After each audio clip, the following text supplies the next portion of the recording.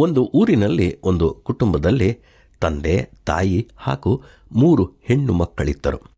ಅವರಿಗೆ ಒಂದು ದೊಡ್ಡ ತೆಂಗಿನ ತೋಟವಿತ್ತು. ಮಾಲಾ ಆ ಕುಟುಂಬದ 2ನೆಯ ಮಗಳಾಗಿದ್ದಳು.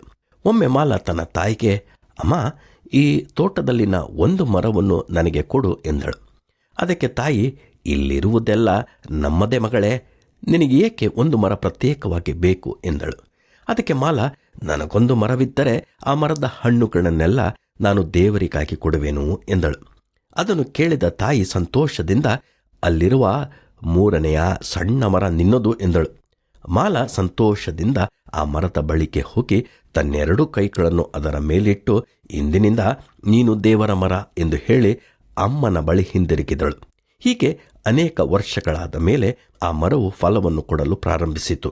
ಆಗ ತಾಯಿ ಹಿರಿಯ ಬೋಧಕರೊಬ್ಬರಿಗೆ ಒಂದು ಪತ್ರವನ್ನು ಬರೆದರು. ಆ ಪತ್ರದಲ್ಲಿ, ನನ್ನ ಮಗಳ ಮರವು ಈಗ 1ನೆಯ ಬಾರಿ ಫಲವನ್ನು ನೀಡಿದೆ. ನನ್ನ 2ನೆಯ ಮಗಳು ಈಗ ದೇವರೊಂದಿಗೆ ಸಂತೋಷವಾಗಿರುವಳು. ಹೀಗಾಗಿ ಅವಳು ಈ ಮರದ ಫಲವನ್ನು ಮಾರಿ ನಾನು ಅದರ ಹಣವನ್ನು ನಿಮಗೆ ಕಳುಹಿಸುವೆನು. ನೀವು ಅದನ್ನು ದೇವರ ಸೇವೆಗಾಗಿ ಉಪಯೋಗಿಸಿಕೊಳ್ಳಿ ಎಂದು ಬರೆದಿದ್ದರು. ಮಾಲಾ ಈ ಲೋಕದಲ್ಲಿ ಇರದಿದ್ದರೂ ಸಹ ಅವಳ ಹೆಸರನ್ನು ಹೇಳಿ ಅನೇಕರು ಆಹಾರವನ್ನು ಸೇವಿಸುತ್ತಿದ್ದರು. ಆಕೆ ಈ ಲೋಕದಲ್ಲಿ ಸಣ್ಣದಾದರೂ ಬಹಳ ಅರ್ಥಪೂರ್ವಕವಾಗಿ ಜೀವನವನ್ನು ನಡೆಸಿದಳು.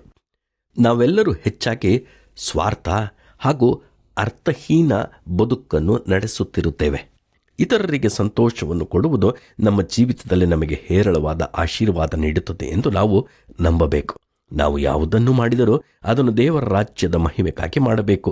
ಪರೋಪಕಾರವನ್ನು, ಧರ್ಮ ಮಾಡುವುದನ್ನು ಮರೆಯಬೇಡಿರಿ ಎಂದು ಬೈಬಲ್ ಹೇಳುತ್ತದೆ.